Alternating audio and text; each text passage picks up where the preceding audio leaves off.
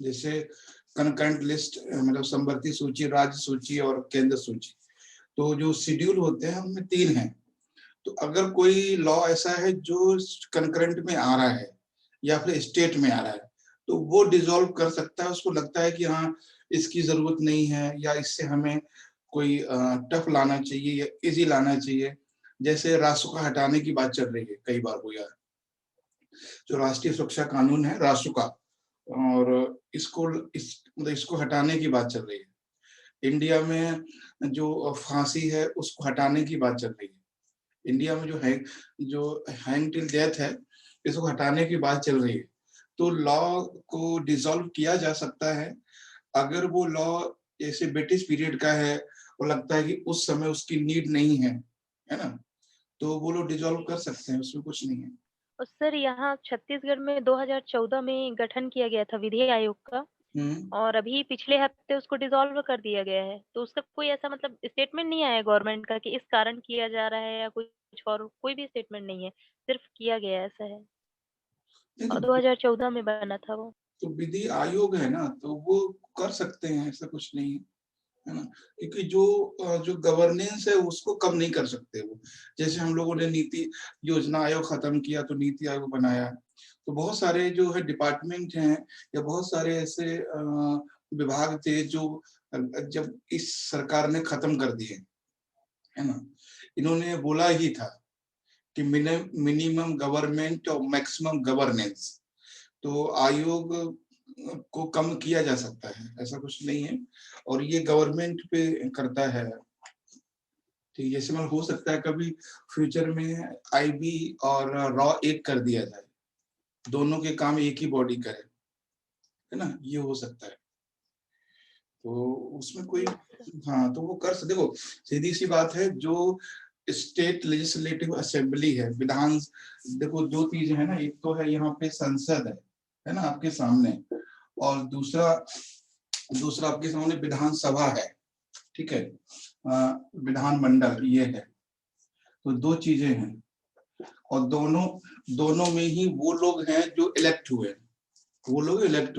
तो कानून बनाना और कानून को हटाना उन्हीं का काम है। तो ऐसा कुछ नहीं है, वो हो सकता है, कोई प्रॉब्लम नहीं है अभी। जैसे अभी जो किसानों की मांग को लेके हो रहा है, तो अगर मैंने बोला था अगर ये डिसॉल्व किया जाता है तो सेम प्रोसीजर से होगा। ऐसा नहीं है कि सिर्फ प्रेसिडेंट या पीएम कोई बोल देंगे फिर डिसॉल्व हो जाएगा। देखो सुप्रीम कोर्ट ऑफ इंडिया ने इस पे स्टे लगाया है ना, और स्टे लगा सकते हैं। स्टे का मतलब ये होता है रोक लगाना। ये कंफ्यूजन हो रहा है किसानों में। स्टे का मतलब होता है रोक लगाना, लेकिन हम लोग स्टे का मतलब ये समझते हैं नॉर्मली जुडिशरी सिस्टम में कि स्टे का मतलब होता है कि कुछ समय के लिए टाल देना, यार देखो स्टे का यही चीज है कि अगर कोई चीज स्टे है तो स्टे वो कितना भी समय हो सकता है, क्योंकि सुप्रीम कोर्ट इसको खारिज या बिल्कुल डिसॉल्व नहीं कर सकता। तो उसका रीजन ये है कि वो उसने तो बनाया नहीं है ना, उसने नहीं बनाया, बस ये है कि वो उसको इम्प्लीमेंट नहीं करने देंगे, वो इसको खारिजी ही समझेंगे, मतलब वो लागू नहीं होने देंगे, बस इतना है। बनाने का काम तो पार्लियामेंट का था। और दोबारा से इसको अगर किसानों की बात मानी जाती है तो भी स्पेशल सेशन बुलाया जाएगा, और वो डिसॉल्व का प्रस्ताव राज्यसभा या लोकसभा में जाएगा, वहां फिर पारित होगा, फिर वो लोकसभा या राज्यसभा फिर से जाएगा, फिर वहां पारित होगा, फिर वो राष्ट्रपति साइन करेंगे तो होगा। ऐसा नहीं है, और किसानों के साथ प्रॉब्लम नहीं। सर स्टे तो आ ही गया था, तो फिर इम्प्लीमेंट तो हो भी नहीं रहा था, फिर तो रुक जाना चाहिए था आंदोलन को। किसानों के तो नहीं पता, किसान लोग ये समझते हैं स्टे का मतलब ये है कि सुप्रीम कोर्ट ने अभी रोक लगा दिया है, हो सकता है जब हम लोग घर चले जाएंगे तो फिर से इसको शुरू कर देंगे। किसान लोग ये चिंता में थे। यस सर ये हो भी तो सकता था। नहीं हो भी, अब हो सकता है, लेकिन जिस तरह से वो लोग चाह रहे हैं वो भी सही नहीं ना। तो वो लोग तो कल तो उन्होंने हद यस, पार कर दी। सर यस एकदम सर, लाल किला पर यस सर सर, पहुंच बहुत गया गलत लोकल। था। कितना सर पुलिस सर शहीद हुआ सर। बहुत लोगों की मौत हुई है, चीजें आ नहीं रही हैं। और आप तो नेट बंद कर दिया था यहाँ पे दिल्ली में, मैंने आपको मैसेज भी दिया था, तो फिर चलो चल गया है ना। लेकिन फिर भी बहुत न्यूज आ नहीं रही अंदर से।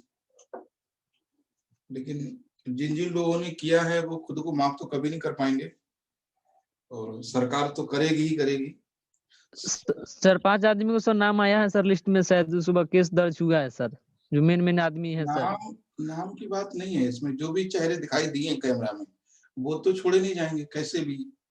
और उनको उनके साथ क्या किया जाएगा वो तो वो भी नहीं समझते होंगे अभी, क्योंकि वो छोटा काम नहीं था। सर अचानक से किसान कर पाए ऐसा भी नहीं था। बिना सपोर्ट के किसान उठ के सीधा ये सब कर पाए, मतलब ऐसी भी स्थिति नहीं थी। उसमें किसान हैं साथ में। देखो हम जितना जो कुछ हुआ है वो हिम्मत नहीं है सोनिया गांधी की भी सोच ले, हिम्मत नहीं है केजरीवाल साहब की भी वो भी सोच ले, और हिम्मत नहीं पढ़े लिखे इंसान की जो ये बात सोच ले कि लाल किला पे जाके हमें यस, झंडा फहरा देना है। तो ये कोई बेवकूफ यस, इंसान ही कर सकता है। ये कोई मतलब एक बेवकूफ कर सकता है या फिर टेररिस्ट कर सकता है, तीसरा आदमी नहीं कर सकता है इसको, पढ़ा लिखा आदमी नहीं कर सकता है। मतलब कुछ भी सही गुलाम टाइप का कर दिया था सर, है। गुलाम टाइप का कर दिया था सर, दूसरा झंडा सर जाकर उस पर लाल किला पर सर फहरा दिया। हाँ हाँ वही बात है। तो अब जिन लोगों ने, क्योंकि आप देख रहे थे जो लोग आगे थे वो बहुत पढ़े लिखे नहीं थे। मतलब अगर कोई सरदार भी था तो वो काफी एजेड था, और एजेड लोग भी कुछ मानते नहीं है। या फिर एक अपने ऑडियो मतलब वीडियो वायरल हो रहा है, देखा होगा, जिस लड़के ने फहराया था तो उसकी उम्र भी ज्यादा नहीं है, 17-18 के आसपास है, 20 से ज्यादा नहीं है लड़के की उम्र, जो वो चढ़ा था पोल पे। तो उसको एहसास ही नहीं उसने क्या किया है। तो लेकिन फाइनली एक ही बात है कि इसमें गलती दिल्ली पुलिस की है और किसी की भी नहीं है ना। मतलब वो लोग पहुंचे क्यों, और दिल्ली पुलिस के साथ में जो भी चीजें हैं ना, हम लोग ये सोचते थे कि दिल्ली 26 जनवरी 15 अगस्त वाले दिन लॉक होती है, तो वो लॉक नहीं थी। मतलब वो सर, इस तरह से बिखर गई जैसे सारे लोगों की कहते हैं गलतफहमियां दूर हो गई इंडिया वालों सर की। 144 लगा रहता है उसके बाद भी, और दिल्ली जैसी जगह में। हाँ वही तो, नहीं 144 वो तो नहीं, लेकिन 144 तो लगा ही रहता है 48 घंटे से पहले से। और दिल्ली में आप जब कभी आप देखोगे तो 26 जनवरी 15 अगस्त में कभी देखना कि दिल्ली सरकार का या भारत सरकार का ऑर्डर रहता है कि हर 15 मिनट पे पुलिस, 15 मिनट में पुलिस वाला होना चाहिए। मतलब ये चीज शीला दीक्षित करके गई थी जब कॉमनवेल्थ हुए थे। शीला दीक्षित ने बोला था कि जब भी कोई नेशनल इवेंट होगा तब पुलिस जो है जिधर नजर जाए उधर पुलिस वाला दिखना चाहिए। वही होता है 3 दिन, 26 जनवरी 15 अगस्त और 2 अक्टूबर को दिल्ली में, कि 15 मीटर पे कांस्टेबल होता है। आप समझ लीजिए हर जगह पूरी दिल्ली में जो रोड है, स्ट्रीट में तो नहीं लेकिन जो रोड है उन पे होता है। तो उस कंडीशन में सारी चीजें हुई हैं। तो इसका मतलब सर तो कल नहीं किया गया था सर, सुरक्षा बल को नहीं रखा गया था सर। नहीं सुरक्षा बल की बात नहीं है ना, बात जैसे मान लीजिए, देखो उसमें क्या है कि समझेंगे, ये आपके मैनेजमेंट भी चीजें आएंगी, क्योंकि बहुत यहाँ पर आपने बहुत कुछ सीखा होगा अगर समझ पाए होंगे तो। जैसे मान लीजिए लाल किला यहाँ पर है, ठीक है, लाल किला हमारा यहाँ पर है, यहाँ पर लाल किला है, और लोग यहाँ से जा रहे थे, यहाँ से उन्होंने एंट्री की। तो क्वेश्चन ये है कि ये लोग यहाँ पर कैसे पहुंचे, यहाँ पर पहुंचे यस कैसे। सर, यस यहाँ सर। यहाँ पहुंचने का जो क्वेश्चन अलग है, बात ये है कि ये लोग यहाँ कैसे पहुंच गए, यहाँ से यस यहाँ सर। आगे बढ़े तो कैसे बढ़े, बात ये थी, है ना। हमको सर लगा कोई नेता सर के कोई इसका काम तो नहीं है। ये नेता का काम हो सकता है, लेकिन नेता का काम यहाँ पर खत्म हो गया था। ये जो लाइन है ना यहाँ पर नेता का काम खत्म हो गया। या नेता का कोई भी अपोजिशन की बात करें, जो लोग आज तक पे या जो भी लोग बहस कर रहे हैं, मैं देख रहा था सभी लोगों को, तो नेता का काम यहाँ, चलो ठीक है, नेता यहाँ से गुमराह तक की यहाँ तक ला सकता है, लेकिन यहाँ पे नेता का भी पैर उखड़ जाएंगे। यहाँ पे नेता की भी, आपको लगता है कि नेता की इतनी हिम्मत है कि वो लाल किला का गेट तोड़ने के लिए बोल दे किसी को? किसी नहीं सर। कि उसको पता है इसका रिजल्ट क्या हो सकता है, उसको पता है, इसको पता है। कोई नेता इतना नहीं बोलेगा सर, इस हद तक नहीं भी बोलेगा, हिम्मत नहीं है ना, क्योंकि सिक्योरिटी की सवाल है, नहीं बोल सकता कोई ऐसा। नहीं वहां पे बोलने का क्या है, हम तो ये सोच रहे थे जो वो एक कैंडिडेट था, मतलब किसानों का ही, वो ट्रैक्टर बहुत तेजी से घुमा रहा था, वो इंसान या तो पागल हो सकता है या आतंकवादी हो सकता है। मतलब उसको ये चिंता नहीं थी कि कोई पुलिस वाला उसकी एक गोली खोपड़ी में लगा सकता है कभी भी, कभी भी। मतलब उसको जान की बिल्कुल परवाह नहीं थी। वो ट्रैक्टर घुमा रहा था पुलिस वालों को। अब वो पुलिस वालों ने क्यों नहीं मारा, वो उनका अपना एक अलग मैटर है, लेकिन वहां पर हर कैंडिडेट को मारा जा सकता था जो लोग एंट्री की थे, जो भी एंट्री करता उसको फायर करके मारा जा सकता था। वो यही बात है। और ये मूवमेंट में सीआरपीएफ नहीं था सर, ये और मूवमेंट हमेशा पागलपन में होता है, ये बात ध्यान रखना। मूवमेंट हमेशा पागलपन में होता है और सरकार ये सब कर देती है। एक बार हम लोगों ने भी साहब जब वीडियो में देखा होगा, जब दिल्ली मूवमेंट किया था यूपीएससी का, तो अमित शाह का वहां पे आवास है और राजनाथ सिंह का आवास है, एक एरिया यहाँ पे है शाहजहांपुर रोड, तो वहां पे यूपीएससी वाला एरिया भी है और इन लोगों का भी है। तो उस एरिया पे हमेशा कर्फ्यू रहता है, हमेशा, मतलब 24 आवर 365 डेज उस एरिया में कर्फ्यू रहता है। वहां पर जरा भी निगेटिव एक्टिविटी कोई देखेंगे तो वहां से ऑटोमेटिक फायर हो जाएगा, मतलब वो आपको गोली तुरंत मार दी जाएगी उस एरिया में, क्योंकि वहां पे पीएम ऑफिस है और पीएम हाउस है और होम मिनिस्ट्री है, सारा कुछ उधर ही है। तो हम लोग उसमें प्राइवेट बस ले गए थे यूपीएससी के स्टूडेंट, और जाके अमित शाह के दरवाजे पर खड़े भी हो गए और अमित शाह मुर्दाबाद के नारे भी लगाए। अब देखो वो लोग कितने बड़े हैं, उन्होंने कुछ नहीं बोला, उनके दरवाजे को भी टच किया हम लोगों ने। तो वहां के पुलिस प्रशासन थी जो हम लोगों को डिटेन करके ले गए, उन्होंने समझाया कि आप लोग क्या कर रहे थे, आपको पता है, अब एक भी जिंदा नहीं जाते यहाँ से। वो तो ये था आप लोग स्टूडेंट हो इसलिए फायरिंग नहीं हुई आप पे। तो जब अब वो चीजें सोचते हैं तो दिल दहल जाता है कि वास्तव में वो रोड ऐसा है, वो एरिया इतना सेंसिटिव है कि कोई भी जाएगा तो उसको तुरंत गोली मार दी जाएगी, तुरंत, बिना कुछ सोचे समझे। और हम लोग तो 80 लोग गए थे, 80, और बारिश का मौसम था, बारिश हो रही थी, तो स्टूडेंट समझ के उन्होंने छोड़ दिया। हालांकि वो लोग घर तक छोड़ने आए, तो उनको पता था जो लोग आए हैं वो यूपीएससी के स्टूडेंट है, आतंकवादी तो नहीं है, लेकिन गोली तो चलाई जा सकती थी। वही चीज यहाँ थी। अब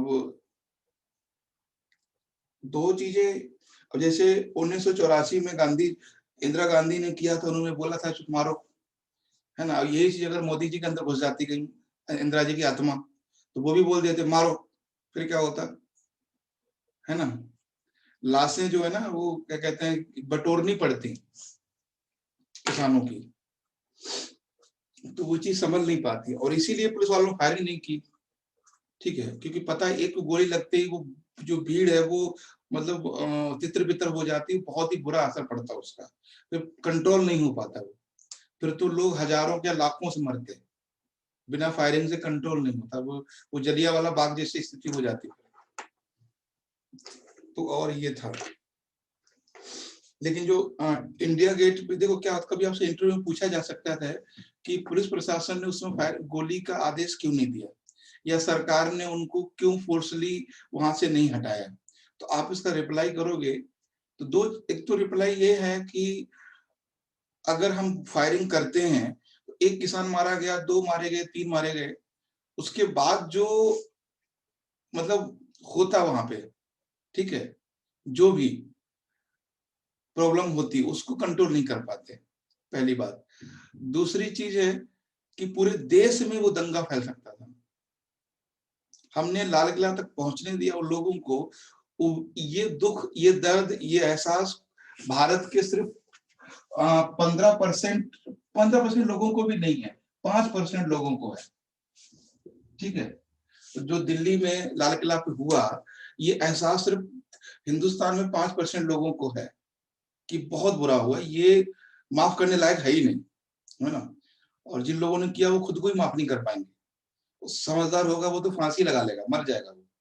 तो 5% लोगों को सिर्फ गिलानी हुई, दुख हुआ। अगर फायरिंग हो जाती तो फिर 90% लोगों को दुख होता, है ना। ये चीज थी। मान लीजिए सर 500 किसान मारे जाते, 500-1000 किसान मारे जाते, कुछ तो भगदड़ से मरते, कुछ गोली से मरते, तो चीजें ये कंट्रोल नहीं कर पाते हम, ये पॉपुलेशन को। तो कहते हैं ना कि जो बड़ा होता है वो खुद दर्द सह लेता है। इस पर क्वेश्चन भी बन सकता है सर करंट से। तभी तो हम बोल रहे हैं, ये क्वेश्चन आपका इथिक्स में बनेगा, और करंट में तो ऐसा कुछ नहीं है। हाँ, करंट में रेड फोर्ट से बन सकता है, और जो फार्मर मूवमेंट हुए उनसे बन सकता है, किसानों से क्वेश्चन बनेगा ही बनेगा, बनता ही है। और इंटरव्यू के लिए, एथिक्स के लिए, ऐसे के लिए क्वेश्चन बनेगा। ठीक है, बहुत एक क्वेश्चन एकदम फिक्स है कि इंडियाज इंटरनल सिक्योरिटी, भारत की आंतरिक सुरक्षा पर क्या क्वेश्चन है, कैसे हो सकता है। और ये स्थिति लाइफ में हर इंसान के अक्सर आती है, हर इंसान के अक्सर आती है। जो कुछ हुआ है तो ये बहुत ही गलत तो पहले से मूवमेंट इसका किसान सब बनाया होगा तब ना सर होगा, नहीं तो एक बैक आक्रमण थोड़ी कर दिया होगा सर। नहीं यार, मूवमेंट को नहीं समझ रहे हो। मूवमेंट जो है ना, वो मूवमेंट का जो अंजाम है ना, वो किसी को नहीं पता होता है, कुछ लोगों को पता होता है। मूवमेंट में 70% लोग ऐसे आते हैं, वो सिर्फ मस्ती में चले आए भीड़ बढ़ाने, 70% लोग। उसमें 20% लोग ऐसे होते हैं जो चाहते हैं कि जो मूवमेंट कर रहे हैं वो सफल हो जाए, और 10% लोग ऐसे होते हैं जो रिजल्ट तक पहुंचाना चाहते हैं, है ना। जैसे आपका इस मूवमेंट में कुछ लोगों को जानते होंगे, एक योगेंद्र यादव जी हैं, तो वो वास्तव में चाहते हैं कि मूवमेंट सक्सेस हो। ठीक है, और जैसे एक वो लड़की बोल रही है ना, मीडिया में आके, तो वो उसको भी कुछ पता नहीं है क्या है क्या नहीं, खाली बोलना है।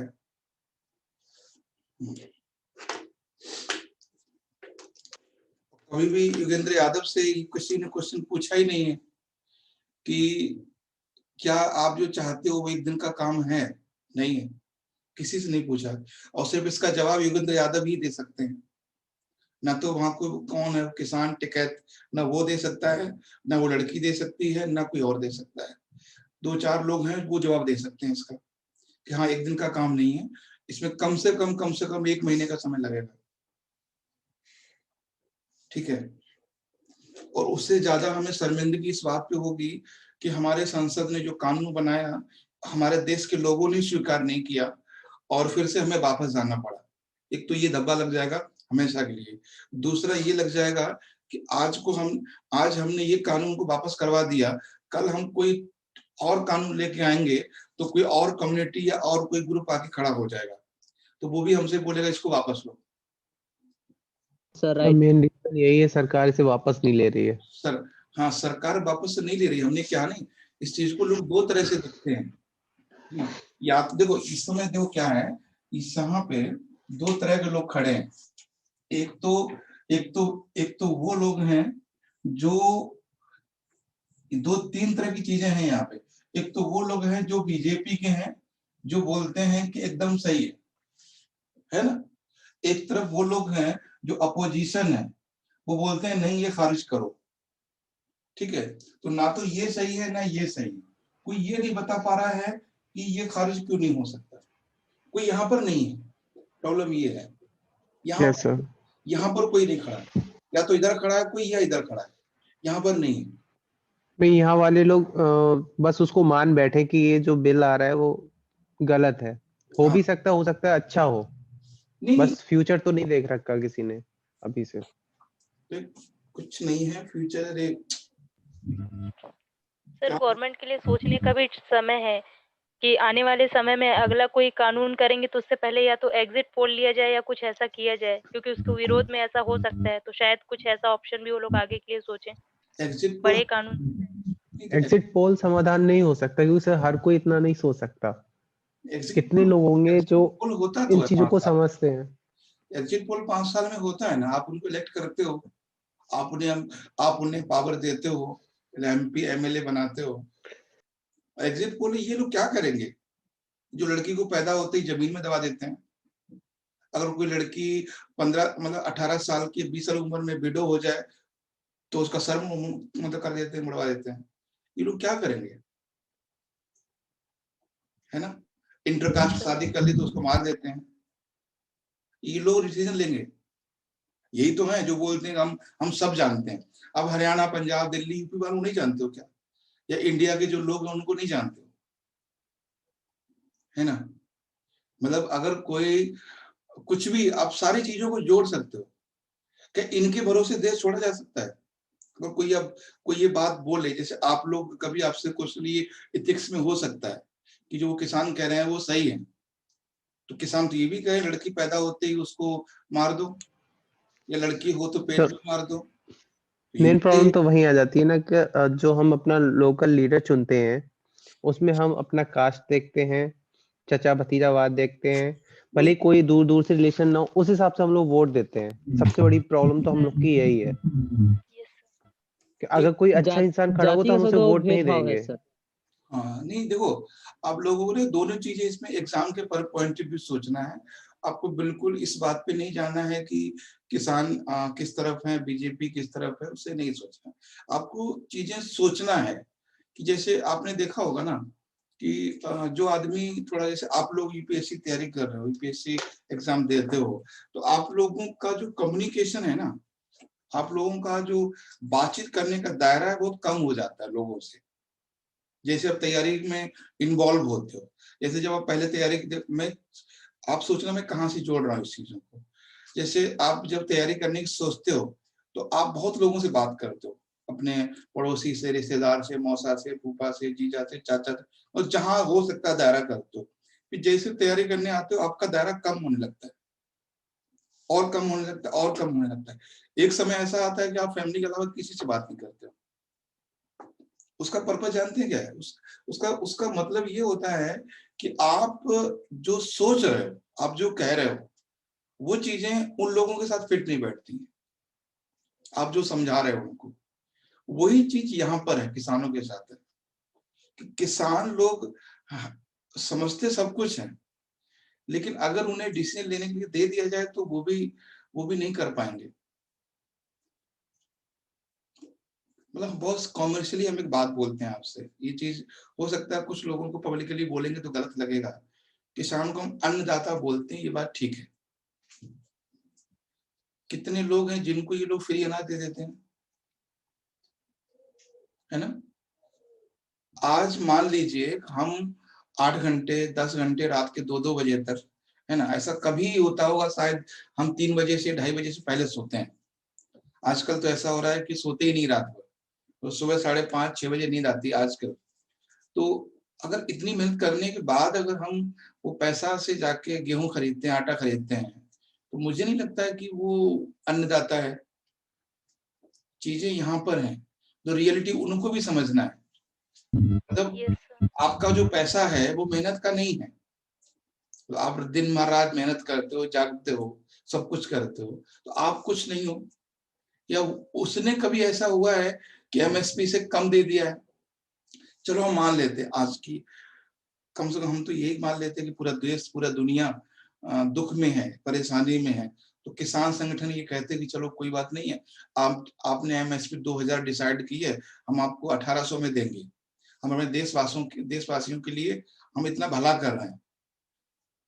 कोरोना में कितने किसानों ने दे दिया अन्न उधार, कम पैसे में नहीं दिया है।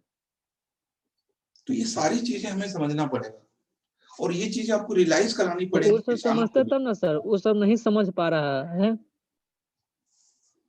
नहीं समझ पा रहा है तो अब इसे लोग, जैसे आप लोगों से भी लोग कहते होंगे, अरे तुम तो खाली पढ़ते लिखते हो, तुम क्या जानो मेहनत क्या होती है। आप लोग उनसे बोलना कि मेहनत छोड़ो, आप सिर्फ हमारे साथ रात में जाग लो बस। यस सर, नहीं ये जाग तो पाएंगे। Yes sir, right sir, right sir. मेहनत करना लाइन से हम भी गुजरे हैं जाग सर, नहीं किसानी से पाएंगे। भी गुजरे हैं, पढ़ाई से भी गुजरे हैं सर, ये सब जान रहे हैं हम भी सर। कई बार ऐसा होता होगा कि आप लोग बिना नाश्ते के चाय पीते होंगे, कई बार ऐसा होता है चाय नहीं पीते होंगे आप, चीनी नहीं होती होगी, पत्ती नहीं होती, दूध नहीं होता होगा, ये सब चीजें आती हैं, यस सर, राइट। है ना, उनको क्या वो मालूम। तो मैं ये सारी बहुत चीजें बोलता हूँ कि ये चीजें भी लोगों तक जाएं, किसानों तक भी जाएं, और जो लोग किसान के हमदर्द हैं उन तक भी जाएं कि मेहनत सिर्फ वो नहीं करते हैं, मेहनत वो आदमी भी करता है जो डॉक्टर है, मेहनत वो आदमी भी करता है जो आईएएस है, मेहनत वो भी करता है जो टीचर है, जो किसी और काम में, सब करते हैं, सब करते हैं, है ना। तो उनके अच्छे अनाज और पैदावार के लिए सब कोई मेहनत करता है, सब तब कोई जाके उन्हें अच्छे बीज मिलते हैं, सीड्स मिलते हैं। एक आपको मैं ये नहीं कहता कि सारे लोग ठीक हैं, अंबानी अडानी की लोग गाली देते हैं, या किसी इंडस्ट्री को, जो मजदूर वर्ग है, जो एम्प्लॉई है, रोजगार देते हैं। अगर मान लीजिए अंबानी या रिलायंस कंपनी में कोई भी किसी कंपनी में अगर 2000 लोग काम करते हैं, तो 2000 लोगों को सैलरी वो उद्योगपति देता है जिनको आप गाली देते हो, और वो उद्योगपति जो सैलरी देता है उन मजदूरों को, उसी से वो बेचारा आपसे गेहूं और आटा लेके अपना पेट भरता है। चलो इंडस्ट्री बंद हो गई, क्या आप 2000 लोगों को फ्री में गेहूं आटा दोगे? नो सर, है ना, कोई नहीं देगा। तो चीजें यहाँ पर हैं, मतलब जो चाहे अंबानी हो, रिलायंस हो, कोई भी ग्रुप हो, ऐसे तो नहीं बना इतना बड़ा, और ऐसा भी नहीं है वो सिर्फ अपने लिए काम कर रहा है।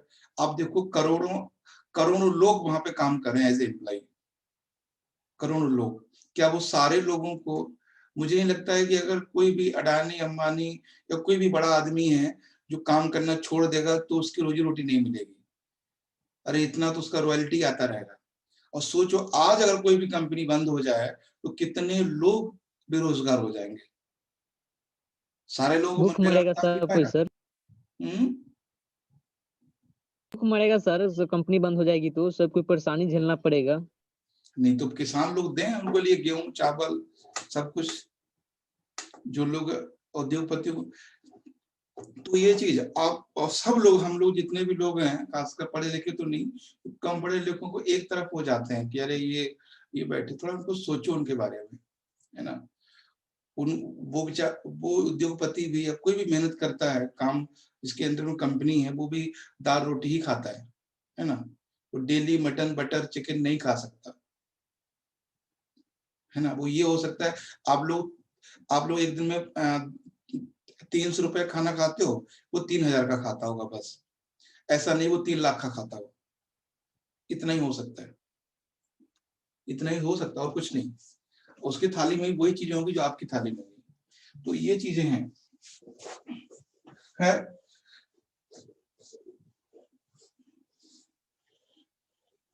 देखो मैं आपको एक चीज बताता हूँ, मेंस के एग्जाम के पॉइंट व्यू से जो भी चीजें होती हैं उसको जस्ट अपोजिट में जाके सोचा कीजिए, अपोजिट में जाके सोचा कीजिए। जैसे मैंने अभी बात बोली कि ये वर्ड हमने आपको यूज किया कि अन्नदाता, ठीक है, अन्नदाता मैंने वर्ड यूज किया, तो आप सोचोगे कि वास्तव में क्या किसान अन्नदाता है? अन्नदाता का मतलब क्या है ना। तो इसके बारे में सोचना है, तो आप फिर बता पाओगे वास्तव में एक एक एक जो कर्मचारी है ना, जो सरकारी कर्मचारी है और एक किसान है, ठीक है, क्या ये 100% सही है, और ये जो है ये 0% है क्या? फिर आपको समझ में आएगा, तब लोगों को बता पाओगे नहीं ये 0% नहीं है और ये 100% नहीं है। तो चीज आपको मेंस में आप लिख पाओगे, ठीक है। तो ऐसा, और लोगों की नजर में यही है, ऐसा ही तो बना हुआ है कि ये 100% है, ये 0% है। ये सर आजकल के माहौल से तो यही है। ये वो आदमी है जिसने बचपन में शराब नहीं पी, ध्यान दीजिएगा। ये वो आदमी है जिसने बचपन में जुआ नहीं खेला। ये वो आदमी है जिसने सुबह 4 बजे उठ के पढ़ाई की। ये वो आदमी है जिसने गलत काम नहीं किए बचपन में। और ये कौन सा आदमी है जरा बताना, है ना? आज ये खेत में है, उसका क्या रीजन है ना? हर चीज में सर तो मेहनत है, बिना मेहनत के कोई काम तो नहीं हो सकता। किसानी है या कोई सरकारी जब कोई पढ़ाई से रिलेटेड जो भी कुछ हो, तो बिना मेहनत के सर कुछ भी नहीं हो सकता है सर। वही बात है कि अगर इसको वो लोग 0% मान लेते हैं, इसको 100% मान लेते हैं। जब को आप देखोगे, ठीक है, मैं ये नहीं कहता कि फैमिली में किसान हमारे नहीं है, ठीक है, एक पहले एक पीढ़ी पहले हमारे भी खेती होती थी, तो अभी भी जो फैमिली लोग करते हैं, ऐसा नहीं वो लोग सब गलत है या 100% है, लेकिन ये भी 0 नहीं है ना? ये भी 0 नहीं है। वो दुनिया भर की बातें उनसे सुन लो आप, है ना? किसने चोरी की, किसने डकैती की, कौन किसकी भगा के ले गया, है ना? किसकी लड़की हुई, किसके लड़का, मतलब दुनिया भर की कहानी यहाँ सुन लो। मतलब 2-2 घंटे निकाल देते हैं वो सिर्फ बीड़ी पीने में, देखा होगा उन लोगों को। तो ये चीजें हैं। खैर, जय जवान जय किसान नारा लगा दिया ना, लाल बहादुर शास्त्री ने लगाया था ना, किसने लगाया था? उस शास्त्री ने। हाँ, तो आज वो होते तो उन्हें बड़ी दिक्कत होती। विज्ञान कोई नहीं समझता है सर। जय जवान जय किसान जय विज्ञान। जवान बुढ़ा पड़ा किसान खेत में सर। अरे नहीं नहीं नहीं, वो सब चीजें खैर छोड़िए। आपको जब भी इससे रिलेटेड कोई भी क्वेश्चन हो तो क्लास में डिस्कस जरूर करना है, और सच चीजों को देखना है। कि हम एक ही बात आपको बताएंगे फाइनली, कि अगर जवान बॉर्डर पे गोली खाता है, ठीक है, तो रिक्शे वाला भी सुबह 4 बजे अपने छोटे बच्चे को सोता हुआ छोड़ के आता है, ठीक है, वो भी अपने माँ के पास रात के 11 बजे पहुंचता है। सुबह 4 बजे से लेकर दिन के रात के 11 बजे तक रिक्शे वाला भी अपने माँ बाप से, अपने बच्चे से, अपने परिवार वालों से दिन में भूखा रहता है, स्ट्रीट पे सो जाता है। तो जितना योगदान एक सोल्जर का है, उससे उतना ही योगदान हर इंसान का है। इस चीज को लेकर समझिए आप। मान लीजिए कि सोल्जर हमारी सीमा पर रक्षा कर रहे हैं, बहुत अच्छी बात है। अगर आप सोल्जर के घर में अगर माँ बीमार है, सोल्जर के घर में अगर बच्चा बीमार है, तो ऑटो वाला ही उसको ले जाएगा, सोल्जर आके नहीं लाएगा। हॉस्पिटल में पहुंचेगा तो डॉक्टर ही उसको इंजेक्शन लगाएगा, सोल्जर नहीं आ जाएगा। तो रिक्शे वाले का, डॉक्टर का, सब्जी वाले का, पानी वाले का उतना ही रोल है जितना सोल्जर का है। हर इंसान के इम्पोर्टेंस को आपको समझना है, ठीक है, ये चीजें हैं सर। ठीक है। अल्ताफ, कोई डाउट है बताओ। No sir. अल्ताफ यार, तुम्हारा 2-3 बार कॉल आया, मैं रिसीव नहीं कर पाया, कुछ बात थी क्या? एक बार क्वेश्चंस थी, मैं भूल गया। हाँ, एक बार फोन आया था तो मैं क्लास में था, एक्चुअली शाम को ना 7 से 8 क्लास होती है, तो आपको कॉल आया तो फिर मुझे रात में याद आया, तो हमने कि ठीक अभी करना तो सही नहीं है, तो कोई बात नहीं। हाँ, तो इसलिए था। तो खैर देखिए, आप ना कुछ आज कुछ 2020 की कुछ योजनाएं हैं जो 10 हैं, उनको लिख लीजिए, उनमें एक क्वेश्चन जरूर आएगा, उनको आप नोट कर लीजिए, कुछ उनसे बात कर लेते हैं। कुछ योजनाएं हैं जो 2020 की हैं, जिनसे एक क्वेश्चन हम 100% बनेगा, चाहे स्टेट पीएससी हो या फिर यूपीएससी हो, एक क्वेश्चन, ठीक है। तो जो मेन योजना है उन पे हम बात कर लेते हैं। सबसे पहली योजना इसमें है आत्मनिर्भर भारत रोजगार योजना, ठीक है। पहली योजना लिख लीजिए, आत्मनिर्भर आत्मनिर्भर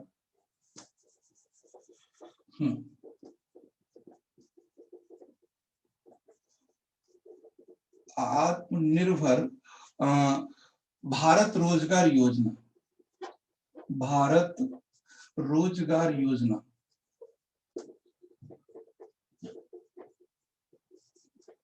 रोजगार योजना, ठीक है, आत्मनिर्भर भारत रोजगार योजना। दूसरा इसमें है पीएम स्वनिधि योजना, पीएम स्वनिधि योजना, स्वनिधि योजना। हमने कहा इसका पेपर तो है नहीं, तो ये भी बात कर लेते हैं कि कम से कम आप यहां से देखेंगे। नेक्स्ट है इसमें ऑपरेशन ग्रीन योजना। तीसरा है ऑपरेशन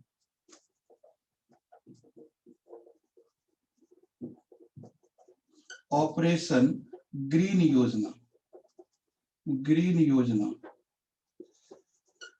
ऑपरेशन ग्रीन योजना। ठीक है, ऑपरेशन ग्रीन योजना। नेक्स्ट है इसमें एक यूपी में योजना चलाई है, क्योंकि कभी कभी ना स्टेट से पूछ लेता है, आत्मनिर्भर उत्तर प्रदेश रोजगार अभियान। आत्मनिर्भर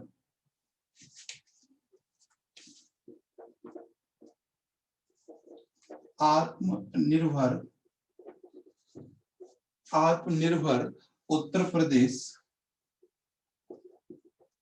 प्रदेश रोजगार अभियान। ठीक है, हाँ, रोजगार अभियान।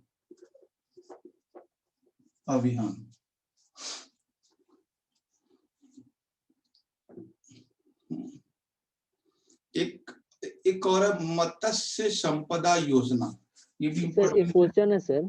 हाँ, क्वेश्चन है सर कि स्वनिधि योजना सर अलग हुआ, एक पीएम निधि योजना अलग हुआ सर? एक ही है ये, एक ही है सर? हाँ, पीएम स्वनिधि।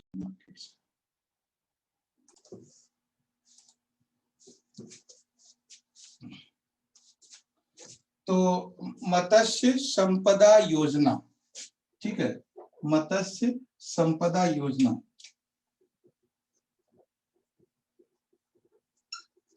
मत्स्य संपदा योजना। और नेक्स्ट है इसमें विवाद विश्वास योजना। विवाद विश्वास योजना, विश्वास योजना, विवाद विश्वास योजना। नेक्स्ट है इसमें पीएम वाणी योजना। अच्छा, ये मैंने करवाया था, किसी को याद है कि पीएम वाणी बताएंगे फटाफट क्या है ये? वैसे तो हमने सारे ने करवाए हैं ये। पीएम वाणी योजना, पीएम वाणी योजना।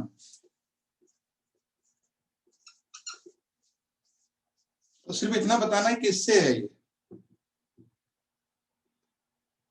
Internet related. हाँ, वाईफाई कम्युनिकेशन रिलेटेड है ये, है ना, वाईफाई से रिलेटेड है ये और कम्युनिकेशन रिलेटेड है। नेक्स्ट है इसमें उत्पादन लिंक्ड प्रोत्साहन योजना। उत्पादन लिंक्ड यानी प्रोडक्शन लिंक्ड, ठीक है, प्रोडक्शन लिंक्ड इंप्रूवमेंट योजना। हिंदी में लिख देते हैं इसको, उत्पादन लिंक्ड प्रोत्साहन, है ना, प्रोत्साहन योजना। तो प्रोडक्शन लिंक्ड एम्पावर। नेक्स्ट है इसमें प्रधानमंत्री कुसुम योजना, पीएम कुसुम योजना। पीएम कुसुम योजना किससे थी?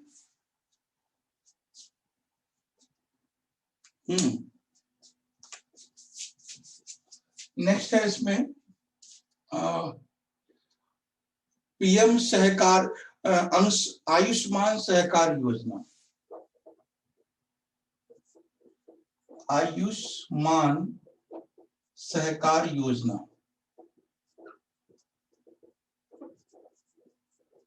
सहकार योजना, आयुष्मान सहकार योजना। ठीक है, उसके बाद है इसमें स्वामित्व योजना। कुसुम योजना हमने बात की थी, ये आपको पता होगा। कुसुम योजना जो थी वो इलेक्ट्रिसिटी, सौर ऊर्जा इलेक्ट्रिक थी, है ना, सौर ऊर्जा इलेक्ट्रिक थी। और जितनी भी ये प्लानिंग, जो जितनी भी स्कीम बता रहा हूँ, ये सारी करना जरूरी है। और कम से कम एक क्वेश्चन, हो सकता है 2 क्वेश्चन आ जाए, है ना, एक सर क्वेश्चन। लास्ट वाली कौन सी है? हाँ, क्या? सर लास्ट वाली कौन सी है? स्वामित्व योजना, नेक्स्ट थी इसमें स्वामित्व योजना। स्वामित्व योजना, स्वामित्व योजना, स्वामित्व योजना।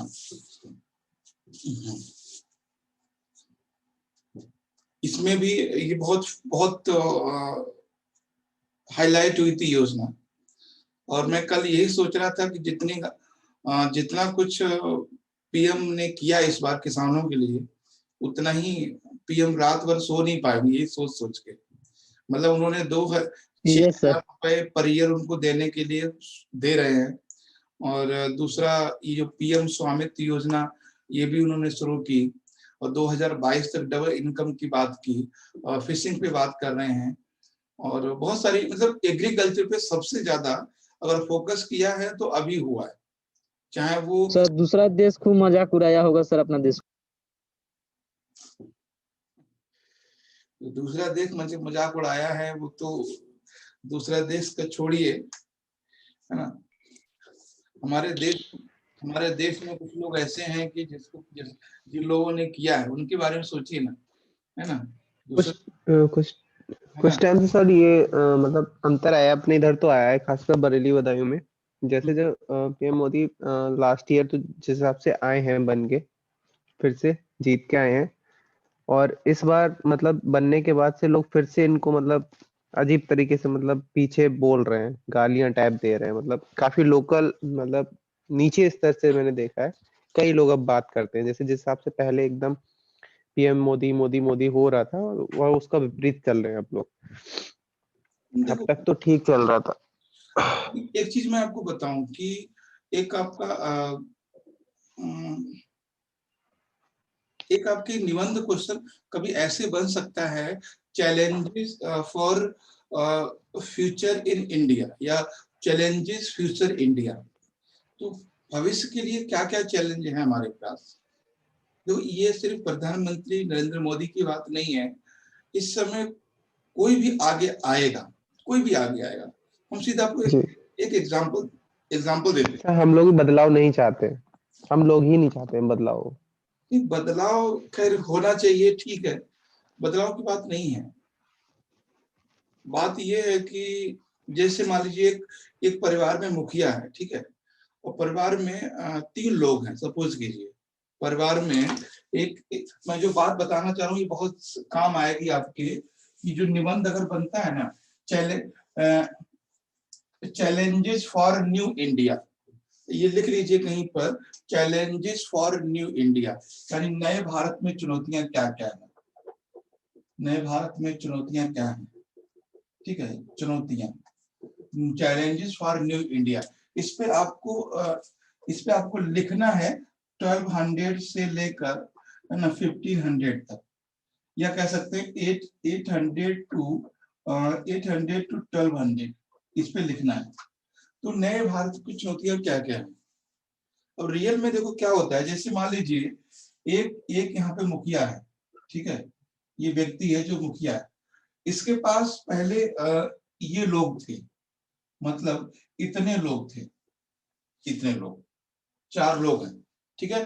4 के बाद फिर इसमें से इतने लोग हो गए सबके, फिर इसमें से इतने लोग हो गए, है ना, फिर इतने लोग हो गए, फिर इतने लोग हो गए।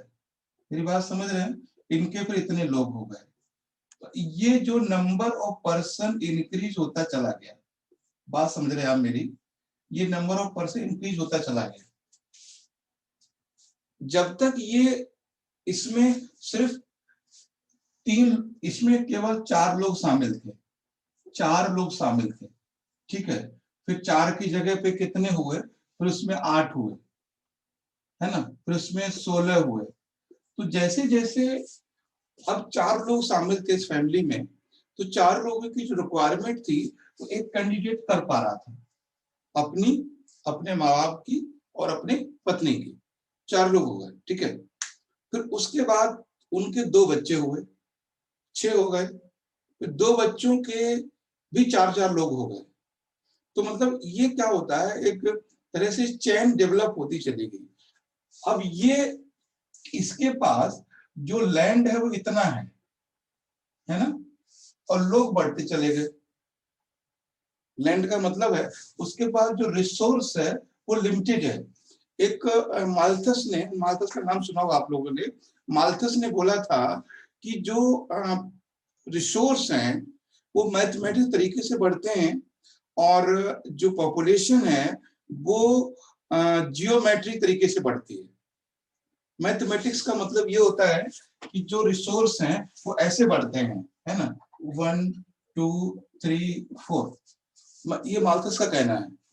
ज्योग्राफी में या जो तो हर जगह है, तो बोला कि रिसोर्स इस तरह से बढ़ते हैं, संसाधन, लेकिन जो पॉपुलेशन है वो जियोमेट्रिक तरीके से बढ़ती है। जियोमेट्रिक का मतलब है कि 1 2 और उसके बाद 4 16, इस तरह से, इस तरीके से पॉपुलेशन बढ़ती है। उन्होंने ये माल्थस का कहना था। तो मगर रिसोर्स इस तरह से बढ़ते हैं। अब ये थोड़ा सीरियस होकर आप सोचिए कि जिस तरह से इंडिया का पॉपुलेशन है और जिस तरह से इंडिया के रिसोर्स हैं, अब एक आदमी कोई भी हो, चाहे चाहे वो राहुल गांधी हो, सोनिया गांधी हो, मनमोहन सिंह हो, या कोई भी आएगा, तो इन इस पॉपुलेशन को खुश करना या इस पॉपुलेशन को सर्विस देना या इनका भरण पोषण करना मुश्किल तो है ना। उस समय मुश्किल और हो जाता है। उस समय जैसे मान लीजिए कोई व्यक्ति है, उस व्यक्ति की जो इनकम है, वो सपोज कीजिए उस व्यक्ति की इनकम है मान लीजिए 10,000 रुपए, ठीक है, 10,000 रुपए उसकी इनकम है ना। उसके बच्चे हैं 2, फिर हो गए 4, फिर हो गए 6, ठीक है। अब मैं जोड़ना चाहूँ, उससे जोड़िएगा। यहां तक कोई दिक्कत नहीं थी। 2 हुए तो थोड़ा दिक्कत हुई, 4 हुए तो थोड़ा और दिक्कत हुई, 6 हुए तो वो कोई और भी काम करने लग गया, सेकेंडरी काम। किसी तरह से उसने 6 लोगों का भरण पोषण किया। अब नया चैलेंज क्या इसके सामने आया? नया चैलेंज आया इसके सामने, ये जो 6 लोग थे, अब तक ये भारत से जुड़े थे। अब ये जो 6 लोग हुए हैं, अब ये इंडिया से जुड़ गए। इंडिया का मतलब है अब ये लोग ग्लोब से जुड़ गए। अब ये ग्लोब से जुड़ गए, मतलब कल ये 2 बच्चे थे, ये बच्चे अपने घर का खाना खा के खुश थे, है ना। ये बच्चे भी पड़ोसी का मतलब गांव के मार्केट में जाके गोलगप्पे खा के, पानी पूरी खा के खुश थे। लेकिन ये जो 6 बच्चे हुए हैं, ये सीधे जुड़े हैं यूएसए से। इनको अमेजन पता है ना। इनको फॉरेनर सारे प्रोडक्ट पता है। इनको नोकिया के अलावा आईफोन भी पता है। मतलब ये लोग हैं, ग्लोब से जुड़े हुए हैं। अब इनको घर का खाना, पड़ोस का खाना नहीं, अब इनको बर्गर पिज्जा चाहिए। मेरी बात कनेक्ट कर पा रहे हैं आप लोग? एक तो नंबर ऑफ कंज्यूमर बढ़ रहे हैं, दूसरे कंज्यूमर्स की जो रिक्वायरमेंट है वो मल्टीपल चेंज हो रही है, ठीक है। मतलब उनको मोबाइल चाहिए, लेकिन 1100 वाला नहीं चाहिए, अब 40,000 वाला चाहिए। तो वही मतलब हम परिवार की मुखिया की तरह ही एक हमारे देश का पीएम होता है, उसके भी काम ऐसे ही होते हैं। एक कैंडिडेट डॉक्टर है, उसको इंडिया में सैलरी मिलती मान लीजिए 50,000 40,000, तो वो क्या करता है, यूएसए चला जाता है, उसको वहां सैलरी मिलती है 1.5 लाख रुपए। अब वो सैलरी वो यहाँ एक्सेप्ट करता है, कैसे होगा? तो जब तक वो यूएसए से कनेक्ट नहीं था, जब तक ये बच्चे इंडिया से कनेक्ट नहीं थे, ग्लोब से कनेक्ट नहीं थे, तब तक वो मोहल्ले वाला पानी पूरी सही था उनके लिए। 2 बच्चे थे तो घर की कचौड़ी खा के खुश रहते थे, है ना, घर का खाना ही खा के खुश रहते। अब ये 6 बच्चे हो गए, अब इनको सब पता है, सारे ब्रांड पता है ना। मैंने देखा है, आप देखना, जो लोग थोड़े कम, जो बीच वाले लोग नहीं होते, बीच वाले मतलब जिनकी इनकम 15 से 25 होती है, वो बहुत ऑनलाइन शॉपिंग करते हैं। ठीक है, हमने देखा है, मतलब वो अगर अपने लिए नेल पॉलिश भी मंगाएंगे तो ऑनलाइन ही मंगाएंगे। तो अब ये समझ रहे होंगे कि भारत के पास क्या चैलेंजेस हैं अब इस समय। और इंडिया की एक प्रॉब्लम और है इंडिया की, कि इंडिया में एम्प्लॉयमेंट का मतलब गवर्नमेंट सर्विस है। ये बहुत बड़ा चीज है, गवर्नमेंट सर्विस। सबसे बड़ा चैलेंजेस ये भी है। तो आप समझिए, एक तो हम नंबर ऑफ पर्सन बढ़ रहे हैं खतरनाक तरीके से। दूसरी चीज कि हमारी जो हमारी डिजायर्स हैं, वो चाहते हैं कि हम वही कपड़े पहने जो माइकल जैक्सन पहनता था, है ना। हम वही टाई लगाएं जो ट्रम्प लगाते थे। तो हमारे जो इच्छाएं हैं वो वहां तक पहुंच गई हैं। अलग अलग है सबका सर, अलग अलग नहीं है। आप दिल्ली में आइए हमें बेसिक नीड से भी बहुत कुछ ज्यादा चाहिए, है ना, क्योंकि स्टेटस भी तो शो करना है हमें। हाँ, दिल्ली में एक बार, सॉरी बार नहीं, वो है क्या बोलते हैं, मॉल है, जारा क्या ना, जारा शॉपिंग मॉल है। तो जारा थोड़ा ठीक ठाक है, मतलब ऐसा भी नहीं कहते 5 स्टार है, मगर अच्छा मॉल है। तो वहां पे आप जाते हो तो आपका 300 रुपए से रुमाल स्टार्ट होता है, 300 रुपए से। तो जीन्स आपकी कम से कम 10,000 से ऊपर की मिलती है। मतलब मेल का मैं बता रहा हूँ, फीमेल का तो और भी महंगा होगा। तो जारा जाना एक सिंबल है। अब बेचारा जो लड़की जारा जा रही है, उसका पापा तो ऑटो चलाता है, या टीचर है जिसको सैलरी मिलती है 40,000, वो 25,000 की तो जीन्स लेके अपने लिए आएगी। उसकी छोटी बहन है, और छोटी बहन तो और तेज होती है ना, वो जारा नहीं चाहिए उसको, वो सीधे मंगाती है यूके से। और उससे छोटी होती है तो वो एक तो कपड़े कम मंगाएगी, महंगे मंगाएगी। मतलब जितना जनरेशन छोटा होता जाता है उतना एडवांस होता जाता है। उसको बड़ी वाली बहन बेवकूफी दिखती है ना, ये है। तो ये सारी चीजें हैं, चैलेंजेस हमारे सामने हैं। तो सरकार को हमेशा आपको करना पड़ेगा, क्या कहते हैं, सरकार का हमेशा आपको बचाव करना पड़ेगा, डिफेंड करना पड़ेगा। Yes sir. क्योंकि आपसे टीटी पास नहीं होता है, आपसे सीटेट पास नहीं होता है, आपसे अच्छे नंबर नहीं आते हैं, आपका एग्जाम एग्जाम पास नहीं होता है। तो आप भी तो चाह रहे हो कि नौकरी सरकारी मिल जाए, जनता भी थोड़ा कॉम्प्रोमाइज करे ना। एक वो है, नाम मुझे अभी नहीं याद आ रहा है, जिनको इंडिया का बेस्ट टीचर अवार्ड मिला है, ग्लोबल अवार्ड, महाराष्ट्र से हैं, जिन्होंने एनसीईआरटी बुक्स में क्यूआर कार्ड शुरू किया है। हाँ, रंजीत रिजले नाम है, रंजीत सिंह नाम है, रंजीत सिंह।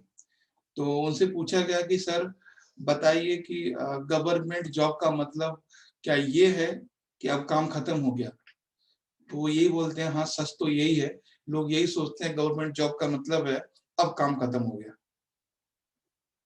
तो ये चीज है। तो सारी रिस्पॉन्स, मतलब इस आदमी की आपको लिमिटेशंस बताना है कि इसकी लिमिटेशंस क्या हैं, और इनके लिए कुछ रिस्पॉन्सिबिलिटी देना है आपको। रिस्पॉन्सिबिलिटी ये है कि थोड़ा मेहनत करो, बहुत सारी चीजें हैं, इनोवेटिव चीजें जो इंडिया में चल रही हैं, उनके साथ जाओ, उनके साथ जियो। कितनी सारी चीजें हैं, कितने सारे लोग आगे निकल रहे हैं। ठीक है, तो वो चीज है। ये भारत का युवा जैसे तैसे जी मर के आईएएस की नौकरी पाना चाहता है, फिर बस खत्म कहानी। और थोड़ा उसे कम सोचता है तो बीएड करके नौकरी टीचर बनना चाहता है, जिंदगी खत्म। मतलब नौकरी लग गई तो सेटल हो गया, मतलब सेटल हो गया मतलब बस, तो कैसे तैसे जीना है आखिर तक, फिर काम खत्म हो गया, है ना। खैर, ये सब बातें थी, बहुत सारी बातें मैंने आपको बोली, सारे में पता नहीं समझ में आई कि नहीं। क्यों गुड्डू, नहीं समझ में आया सर, कुछ? Yes sir, right. सोचने का तरीका ही चेंज हो गया आज की क्लास से। बस ये चीजें हैं, हर किसी को बोलना है यार। आप ये घर में बूढ़ा आदमी ये बोलता है लड़का सरकारी नौकरी प्राइवेट, और प्राइवेट कितना भी कमाता हो ना, अपनी बेटी का शादी नहीं करेगा उससे। और फिर बोलता है खेत भी होना चाहिए 50 बीघा। अरे भाई खेत थोड़ी बढ़ेगा, वो तो उतना ही है। मेरा भाई अभी टीसीएस में जॉब है, छोटा भाई। पहले पापा उसको ही फोर्स कर रहे थे कि गवर्नमेंट जॉब के लिए तैयारी करे, उसने नहीं सुना, और अभी वो आराम से मस्त 60-70 हजार रुपये मंथली कमा रहा है हाँ, कोई दिक्कत आराम नहीं से। है। लेकिन पापा अब भी उसको करते हैं, गवर्नमेंट जॉब के लिए फोर्स करते हैं। मैंने कहा पापा बस करो, हम लोगों से पूछो हम लोग क्या कर रहे हैं। नहीं, गवर्नमेंट जॉब वो की मुझे तैयारी कहता करना गलत नहीं है। गवर्नमेंट की जॉब की तैयारी करके आप बहुत चीज सीख जाते हो। जैसे हम लोग हैं, है ना, हमें लगता है सिर्फ पढ़ाने की हम सोचते, सपोज करो अगर हम सिर्फ पढ़ाने का ही सोचते तो हम इतनी चीजें आपस में कनेक्ट कर पाते, नहीं कर पाते। क्योंकि आपको यूपीएससी की तैयारी या यूपीएससी का जो जो एक कहते हैं कल्चर है, एक घराना है प्रशासन का, वो सिखाता है बहुत सारी चीजें। तो तैयारी करना भी जरूरी यस है। Sir, yes. सिर्फ हम मतलब हमारे साथ के कई लोग हैं, फ्रेंड हैं जो डिग्री कॉलेज में टीचर है, उनको ठीक से 2 लाइन बोलना नहीं आता, ठीक से 2 लाइन, हालांकि डिग्री कॉलेज में टीचर है। प्राइमरी बेसिक का तो वो तो छोड़ दीजिए, वो तो खैर वो तो जी रहे हैं, वो तो खत्म हो गए। जो डिग्री कॉलेज में पढ़ा रहे हैं उनकी हम बात कर रहे हैं, उनको दो दो लाइनें सही से नहीं बोलनी आती। तो ये जो तैयारी है वो हमें बहुत कुछ सिखाता है, और जितनी चीजें हमारे अंदर से निकल रही है वो इसी का रिजल्ट है ना। वैसा नहीं था कि हम है सिर्फ सर। पीजीटी की तैयारी करते तो ये सारी चीजें आती हैं, हमने सब प्रशासन से सीखा है। आप किसी भी इंसिडेंट को जस्टिफाई कर सकते हो, आप सब लोग जस्टिफाई इसलिए कर सकते हो, आपको दिल्ली पुलिस की लिमिटेशंस पता है, आपको भारत सरकार की लिमिटेशंस पता है, आपको किसानों की मासूमियत पता है, किसानों की गलतियां पता है, किसानों की कौन उनको मूव कर रहा है वो भी आपको पता है। जैसे आपने बोला कि बदायूं बरेली या जो भी लोग हैं वो कांग्रेस बीजेपी के प्रति अब नफरत करने लगे हैं, तो इसका रीजन सिर्फ जय श्री राम नहीं है, इसका रीजन ये भी है। जय श्री राम तो वही है, जय श्री राम के अलावा ये भी चीजें हैं। वो तो कभी खत्म नहीं होगा। हाँ, जय श्री राम का मतलब मेरा कहने का है कि जो उनका एक रिलीजियस एजेंडा रहता है बीजेपी वालों का, वो तो है ही है, उसके अलावा ये भी चीजें हैं। ठीक है, तो अगर आज मनमोहन सिंह होते तो वो भी उनके सामने भी घटना है, ऐसा नहीं वो सबको नौकरी दे देते, ये चीजें हैं। खैर, तो ये जो योजनाएं थी इतनी, एक टाइम हो गया है, मैं एक बार आपको योजनाएं, स्वामित्व योजना हो गया, तो ये सब टॉपिक सर होगा सर? बिल्कुल करवाएंगे हम। नेक्स्ट और लिख लीजिए इसमें, इंदिरा रसोई योजना, इंदिरा रसोई योजना, नेक्स्ट लिख लीजिए इंदिरा रसोई योजना। ये डेली हम टॉपिक शामिल करेंगे, हो सकता है कभी 2-4 ज्यादा हो जाए, कल ही करेंगे। नेक्स्ट है इसमें नेशनल डिजिटल हेल्थ मिशन, पहली थी इसमें इंदिरा रसोई योजना, दूसरा है national digital health mission.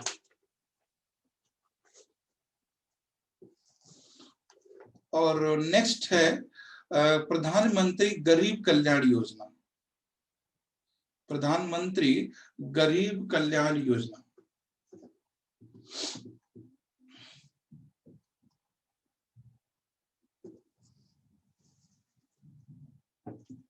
Last लिख लीजिए वन नेशन वन कार्ड योजना, वन नेशन वन कार्ड योजना। ठीक है, तो ये है, इतनी योजनाएं हैं, आप पहले तो हो चुकी हैं, कभी कभी हम शामिल करेंगे इनको, और जो बिल्कुल नहीं हो वो मुझे बता देना। ये चीजें हम आपसे करवा ही लेंगे, ये तो कोई दिक्कत नहीं है, टेस्ट में कैसे भी। सर 2019 से लेकर 20 तक बहुत टॉपिक है सर। हाँ, तो ये हम लोग कल से करेंगे टॉपिक कुछ नए, और फिर कल हिंदू भी आएगा, और मुझे लगा 2-4 दिन तो लाल किला ही छाया रहेगा पेपर में, पूरे हफ्ते इस बार तो वही कहानी रहेगी, संडे से फ्राइडे तक। तो इसलिए हम लोग ये वाला काम कर लेंगे, बैकग्राउंड वाला जो योजनाएं हैं एग्जाम के पॉइंट ऑफ व्यू से। ठीक है, चलिए हम लोग ज्योग्राफी के लिए मिलते हैं 3:30 बजे। 10 हो गए, 20 मिनट का आप रेस्ट ले लीजिए, ओके सर। 3:30 बजे आइए। Okay sir.